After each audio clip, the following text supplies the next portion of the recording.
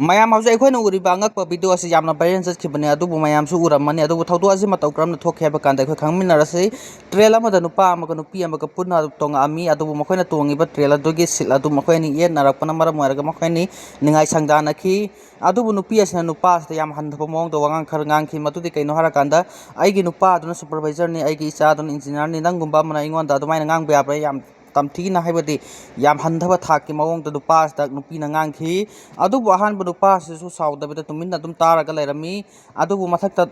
tongliba nupa asina video namba horakhi video namba hora amatungda nupi asisu chindi fadana kalli maram de kaino hakanda nupi asisu hankhide mana haikhi nangumba mana aingonda adumaina ngangba yabra aina phamgodaba sitta nangna adumaina nampu ampuda phamba yabra na hai adu asumba aranbadi khangde adubu nupi asina yamna ingkada ngangbana maram waraga masigi thawdu asi thokibani haina comment tum hainari adubu comment am haina bur maram waraga kaino harakanda nupa nangbu nupi da khut thari se su masu dali sine hairese asum maran gida isu khangdre adubu comment da ina sum pa ba kanda makhoi ni maksi mara lai haibadu ni ko ina haining ise